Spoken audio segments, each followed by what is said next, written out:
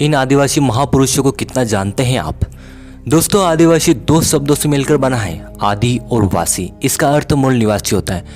भारत की जनसंख्या का 8.6% यानी लगभग 10 करोड़ जितना एक बड़ा हिस्सा आदिवासियों का है। आदिवासियों में ऐसे कई महापुरुष हुए जिन्होंने भारत देश को एक नई राह दिखलाई। आइए दोस्तों, आज हम भारत के आदिवासियों के 5 महापुरुषों के बारे में जानेंगे। नंबर 1, भगवान बिरसा मुंडा। आदिवासियों के भगवान कहे जाने वाले बिरसा मुंडा का जन्म 15 नवंबर 1875 के दशक में मुंडा जनजाति के पिता सुगना मुंडा और माता करमी मुंडा के घर उलिहातू गांव में हुआ। मुंडा एक जनजातीय समूह था जो छोटा नागपुर पठार झारखंड में निवास करते थे। बिरसा मुंडा ने 1 अक्टूबर 1894 को सभी मुंडा नेताओं को एकत्र कर अंग्रेजों से लगान माफ कराने के लिए आंदोलन किया। 1897 में उन्हें गिरफ्तार कर लिया गया। 1897 से 1900 के बीच मुंडाओं और अंग्रेज सिपाहियों के बीच युद्ध होते रहे।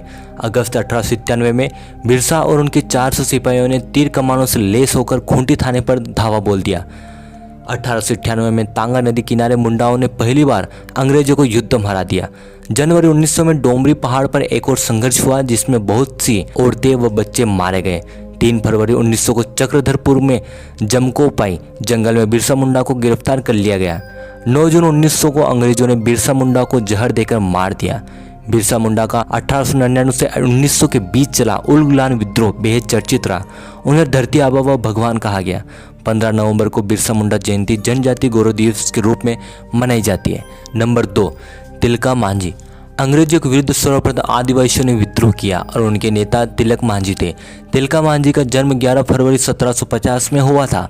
1771 से 1784 तक उन्होंने ब्रिटिश सत्ता के विरुद्ध लंबी और कभी न समर्पण करने वाली लड़ाई लड़ी और स्थानीय महाजनों, सामंतों व अंग्रेजी शासकों के नींद उड़ाई रखी। तिलका मांझी ने 1778 ईस्वी में पहाड़ी सरदारों से मिलकर रामगढ़ कैंप पर कब्जा करने वाले अंग्रेजों को खदेड़कर कैंप को मुक्त कराया। 1784 में उन्होंने क्लीवलैंड को मार दिया। बाद में उनके गुरिल्ला सिपाहियों पर अंग्रेजों ने ताबड़तोड़ हमले किए और उन्हें गिरफ्तार कर लिया। कहते हैं कि तिलका मांझी को 4 घोड़ों से बांधकर घसीटते हुए भागलपुर लाया गया, पर मीलों घसीटे जाने के बावजूद वह लड़ाका जीवित था।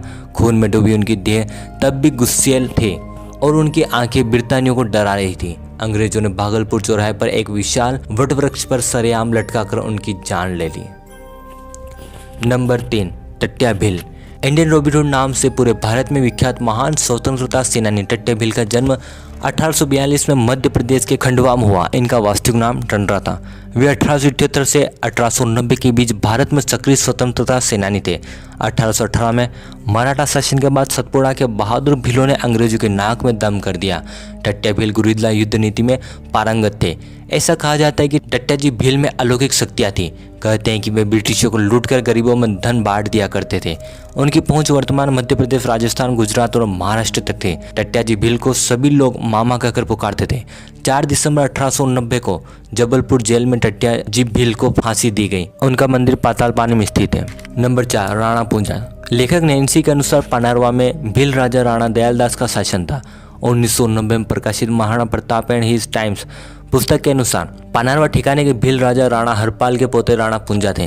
राणा पूंजा का जन्म दुदा होलंकी और माता केरीबाई के यहाँ हुआ। राणा पूंजा भोमट पानारवा के शासक थे। जब मेवाड़ पर मुगलों का संकट उभरा तब महाराणा प्रताप ने राणा पूंजा जी को याद किया। राणा पूंजा जी के पास मेवाड़ और मुगल दोनों ही सहायता प्राप्त करने आए थे। तब राणा पूंजा ने मेवाड़ का साथ दिया। भील सरदार राणा पूंजा के ही सहयोग के कारण मेवाड़ सुरक्षित रहा।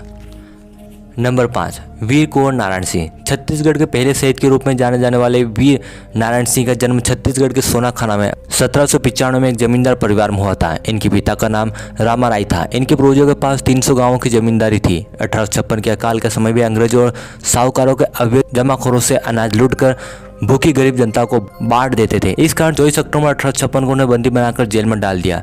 उनके घोड़े का नाम कबरा था। उन्होंने 500 लोगों की एक बंदूकधारी सेना बनाई थी। 10 दिसंबर 1857 को रायपुर में अंग्रेजों ने उन्हें सार्वजनिक रूप से फांसी दे दी थी।